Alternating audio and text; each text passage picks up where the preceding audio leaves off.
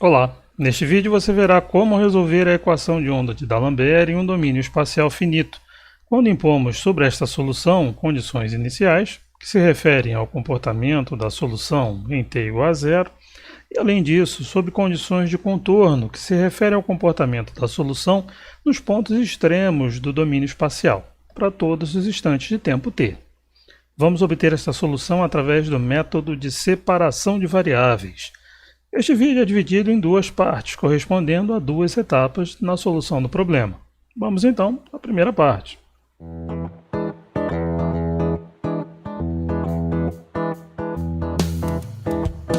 Em vídeos anteriores, nós estudamos a solução geral da equação de onda, sem qualquer restrição sobre a solução U e também sem qualquer restrição sobre a variável x e a variável t.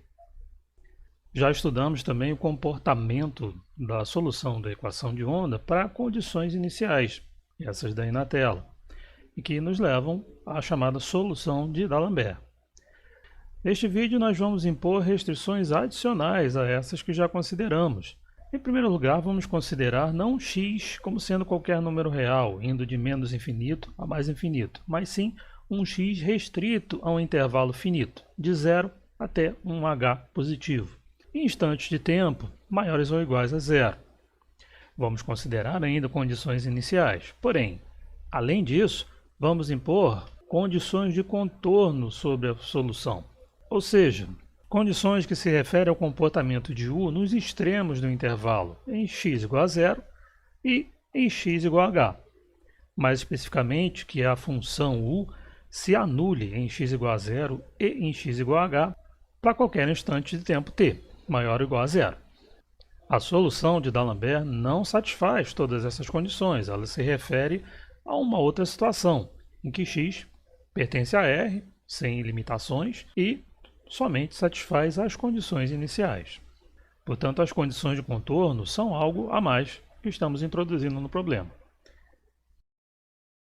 Para tratarmos desse problema com todas essas condições, vamos usar o chamado método de separação de variáveis, que começa pela seguinte pergunta: existiriam soluções não triviais, ou seja, diferentes de zero, desta forma? Produto de duas funções, uma da variável x e outra da variável t? Substituindo essa proposta na equação de onda, obtemos isso aqui. No entanto, temos aí derivadas parciais em relação a x e em relação a t em cada caso. A derivada em relação a x vai atuar somente sobre o a de x, resultando nisso aqui. E a derivada em relação a t vai atuar somente sobre a função b de t, resultando nisso aqui. Aqui nessa expressão eu já escrevi essas derivadas como derivadas ordinárias, já que a de x supostamente é uma função de uma única variável. A mesma coisa para b de t, supostamente é função de uma única variável, a variável t.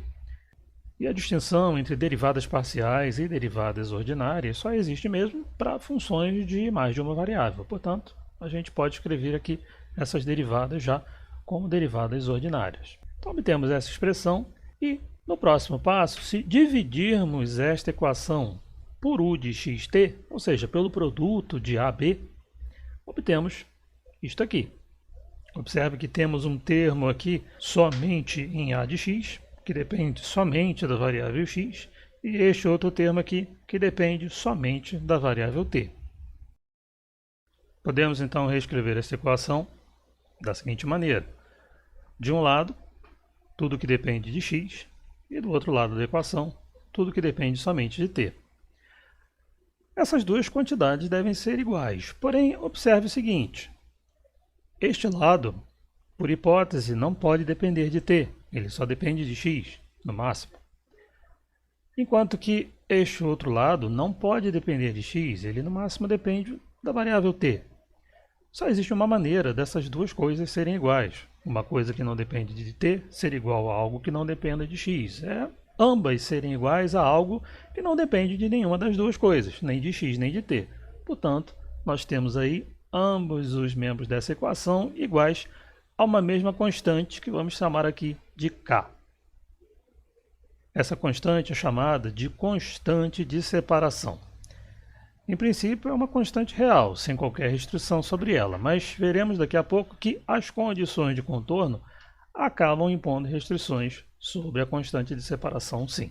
Tá? Mas até aqui, a esse ponto, né, no que diz respeito à equação diferencial e mais nada, não existe nenhuma restrição à constante de separação K. Essa constante K é chamada de constante de separação porque ela nos permite, na verdade, quebrar a equação original em duas equações.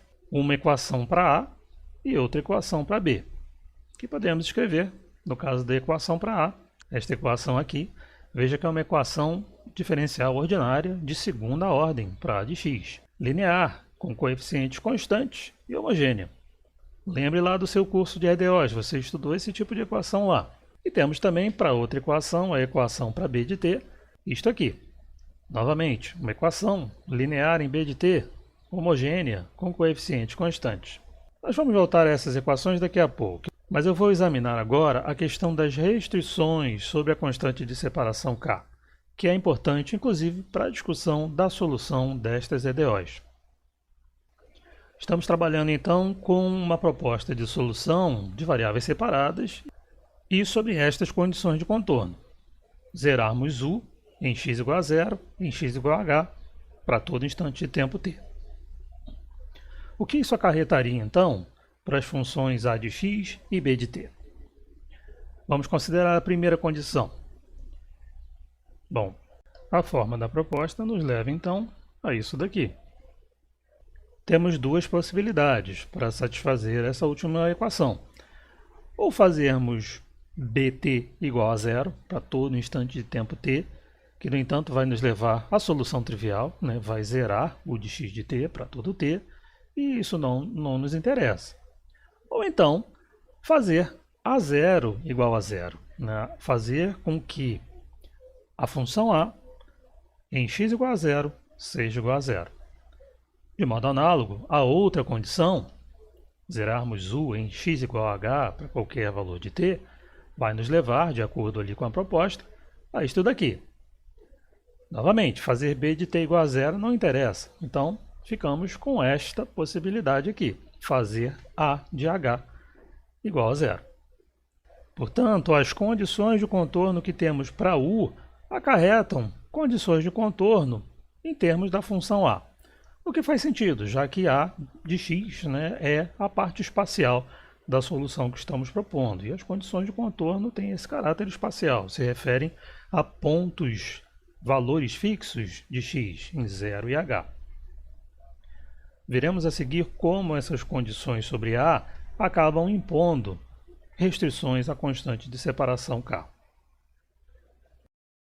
Temos aí então na tela a proposta de solução, as equações diferenciais ordinárias para A de x e B de t, e as condições de contorno, representadas aqui como condições sobre a função a de x.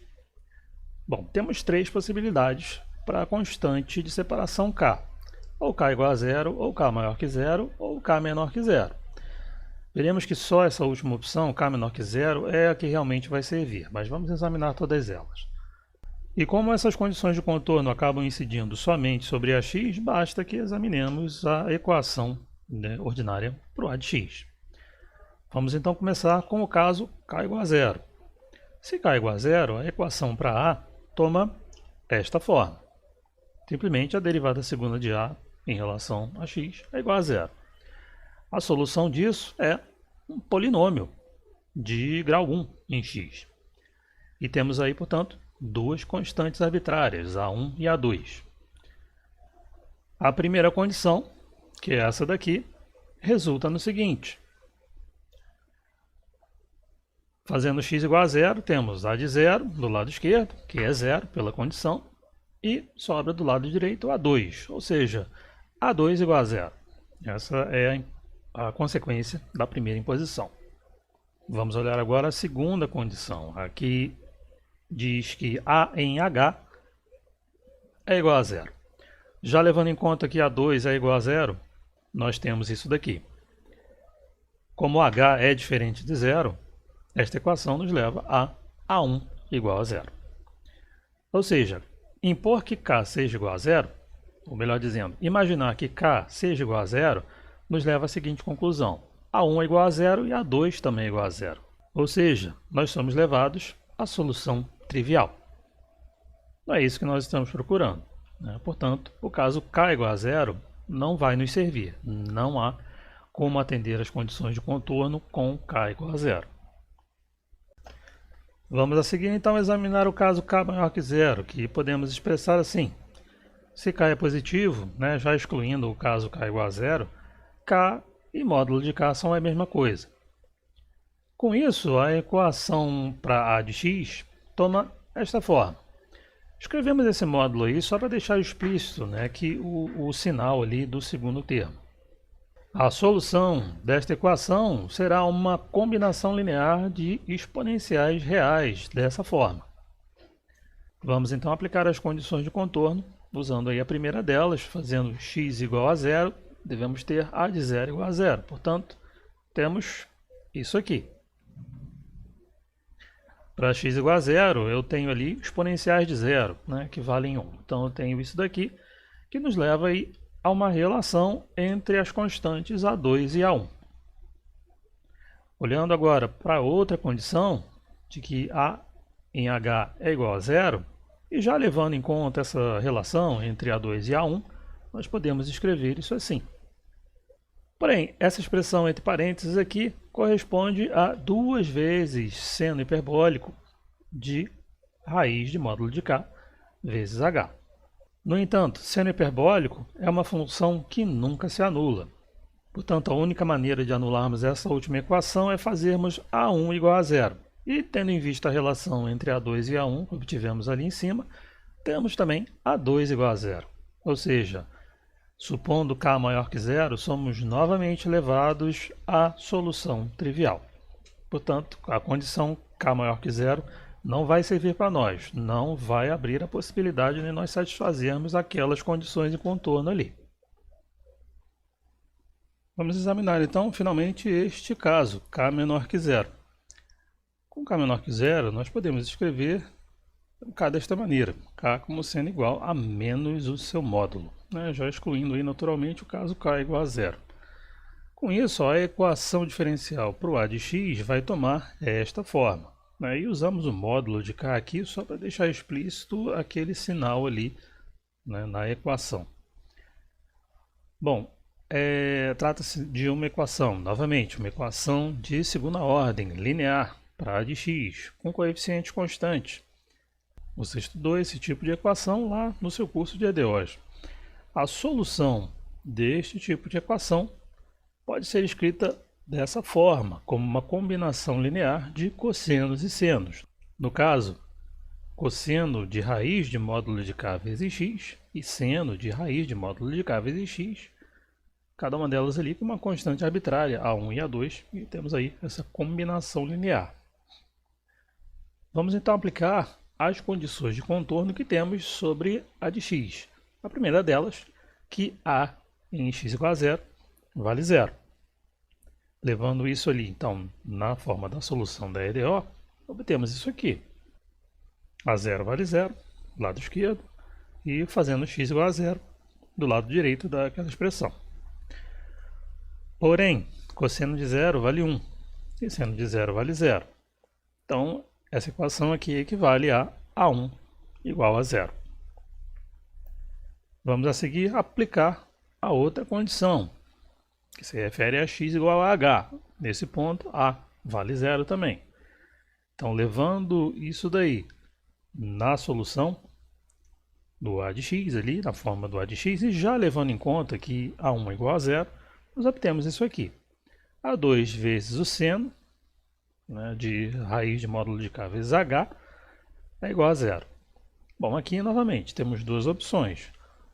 Podemos fazer A2 igual a zero, mas aí A1 já é igual a zero. Então, fazendo A2 igual a zero, nós voltamos para a solução trivial. Não é isso que nos interessa. Mas existe aqui outra possibilidade, é a de fazermos o seno igual a zero. Lembrando que, né, o k é uma constante, o h também é uma constante. Temos aí essa condição, então, sobre o seno deste produto. Raiz de módulo de k vezes o h. O seno vai ser igual a zero quando este argumento aí, raiz de módulo de k vezes h, for, por exemplo, 0, π, 2π e assim por diante. Existiriam também, claro, as outras possibilidades, né, de menos π, menos 2π e assim por diante, só que nós não vamos levar essas possibilidades aqui em conta porque raiz de módulo de k é um número positivo, h também é um número positivo, então esse produto é uma quantidade positiva. Bom, isso equivale então a dizermos o seguinte: raiz de k vezes h é um múltiplo inteiro de π, um n vezes π, em que n vale 1, 2, 3 e assim por diante. Aqui nós vamos excluir o caso n igual a zero também pelo mesmo motivo. Raiz de k é diferente de zero, h também é diferente de zero, então esse produto não poderia ser zero. Então, automaticamente, temos aí n igual a 1, 2, 3 e assim por diante. Recapitulando então, partimos aqui dessa proposta de solução, chamada solução de variáveis separadas, onde a solução é composta de um produto de duas funções, cada uma das funções sendo função de uma única variável. No caso, então, algo da forma a de x vezes b de t. Obtivemos, ao levar essa proposta na equação diferencial parcial, na equação de onda, estas duas EDOs para a de x e b de t. E, por sua vez, as condições de contorno que estamos impondo sobre a função u nos levam a estas condições sobre a de x, sobre a parte espacial da nossa proposta de solução. Para que tenhamos uma solução não trivial, é preciso que restringamos, em primeiro lugar, o k a valores negativos. Mas, mais ainda, as condições de contorno nos levam a isso daqui. K não pode ser qualquer coisa, mas a raiz do módulo de k vezes h tem que ser igual a nπ, portanto, né, com n indo de 1, 2, 3 e assim por diante. E com isto temos esta forma aqui para o a de x. Todas essas condições nos levaram a essa conclusão. Então, do ponto de vista da equação, a constante de separação k podia ser qualquer coisa. No entanto, as condições de contorno nos restringem a esse caso, k menor que zero. E restringem mais ainda, nos dizem que a raiz do módulo de k tem que ser igual a nπ sobre h. Portanto, levamos isso ali na forma da nossa a de x e obtemos isso aqui. Na verdade, não temos uma única possibilidade para a função a de x. Nós temos uma infinidade delas, uma para cada valor do n. Então, podemos colocar aqui um índice n nessa função a de x e também ali na constante que faz parte da função, na constante arbitrária. Vamos passar a chamar ela então de A2 índice n. Vamos a seguir examinar a equação diferencial para b de t. Ela tem esta forma daqui. No entanto, todas aquelas restrições que já vimos sobre a constante de separação k se aplicam aqui também. As duas equações, para a e para b, estão vinculadas justamente pela constante de separação. Dada a forma da equação diferencial para b, equação linear de coeficientes constantes, nós somos levados a uma solução que corresponde a uma combinação linear desses cossenos e senos, no caso de v raiz de módulo de k vezes t. No entanto, raiz de módulo de k não é qualquer coisa, ele equivale ali a nπ sobre h. Temos então, portanto, esta forma aqui para a função b de t. Novamente, não é uma única forma, mas sim uma infinidade delas, já que para cada valor de n eu vou ter uma solução b de t diferente. Portanto, acrescentamos aí um índicezinho n, né, tanto na função quanto nas constantes arbitrárias ali que fazem parte da combinação linear. Resumindo então, até agora, partindo de uma proposta de solução de variáveis separadas desta forma, obtemos o seguinte para o a de x e para o b de t. Temos para o a de x, esta expressão aqui, uma constante A2 índice n vezes o seno de nπx, e para o b temos isto daqui. uma combinação linear destes cossenos e senos aí com constantes arbitrárias, B1n e B2n. Com isso tudo com n indo de 1, 2, 3 e assim por diante. Bom, com isso, a nossa u de x, também com índice n, vai ser o produto dessas duas coisas. Do nosso a de x, índice n, é a parte espacial dessa solução, e o b de t. No entanto, temos ali uma constante A2 multiplicando aquelas constantes B1 e B2 dentro dos colchetes. Podemos escrever então a solução desta forma aqui, em que temos ali dentro dos colchetes duas constantes arbitrárias que eu vou chamar de C1 e C2, índice n. C1 seria o produto, né, de A2 por B1 e C2 o produto de A2 por B2. Eu posso renomear esses produtos de constantes arbitrárias, vou chamar de C1 e C2 simplesmente. E isso daí então nós vamos ter, né, não é uma única solução, mas sim uma infinidade de soluções. Para n igual a 1, 2, 3 e assim por diante. Cada uma dessas soluções é chamada de solução de variáveis separadas.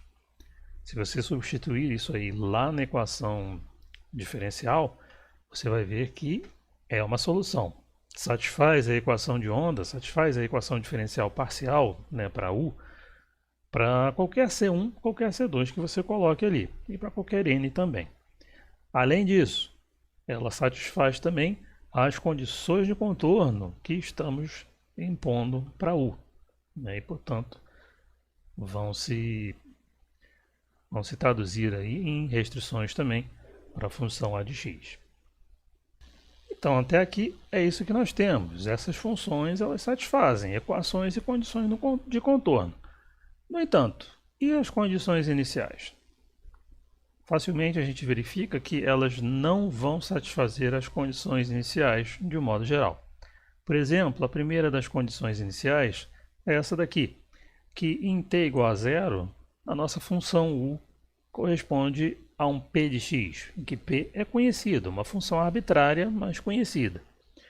Bom, se olhando para cada uma dessas soluções aí que nós temos, né, o n, e se nós fizermos t igual a zero nessa expressão, nós obtemos o seguinte.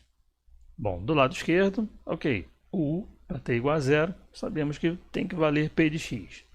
E do lado direito, a parte espacial não vai mudar, porque eu não estou dizendo nada a respeito de x, eu estou simplesmente fazendo t igual a zero. Então, na parte temporal, a expressão que está entre colchetes é que eu vou fazer t igual a zero. Eu vou obter o seguinte. No entanto, cosseno de zero vale 1 e seno de zero vale zero. Então, o que sobra é essa expressão aqui, é essa equação. No entanto, essa equação nos diz o seguinte, ok, p de x é uma constante vezes o seno de nπx sobre h. É óbvio, né, que eu não tenho como satisfazer essa equação para um p de x arbitrário. Por exemplo, né, faz aí um p de x igual a uma exponencial de x, ou um polinômio. Não tem como você igualar um polinômio, né, um p de x arbitrário com a função seno. A única maneira de satisfazer isso daí, né, é fazer o p de x proporcional a uma função seno, mais nada. Então, na verdade, já a condição inicial, já essa primeira condição inicial, não pode ser satisfeita por essas soluções, por cada uma dessas soluções de variáveis separadas que nós obtivemos. Não tem como, né? A única escolha que nós temos aqui é escolher um valor para a constante C1. E realmente não há como fazer isso e transformar um seno, né, em qualquer coisa que a gente queira. Bom, a mesma coisa, eu não vou nem desenvolver aqui, mas a mesma coisa vai valer para a derivada temporal de t, né? Vamos chegar numa situação semelhante em que não há como você acomodar cada uma dessas soluções de variáveis separadas, isoladamente, com uma função arbitrária q de x. Vai ser preciso algo mais para fazer aí com essas soluções para poder realmente satisfazer as condições iniciais e assim fechar o nosso problema. O que nós temos até agora é que, ok, essas soluções aí de variáveis separadas, elas satisfazem a equação de onda, a equação diferencial parcial, né? E também, por construção, satisfazem as condições de contorno, mas não satisfazem as condições iniciais. Como esse vídeo já está ficando muito longo, eu vou deixar isso para o próximo vídeo, a parte 2, em que a gente vai conseguir ajeitar essas soluções de modo a satisfazer todas as condições que estamos impondo.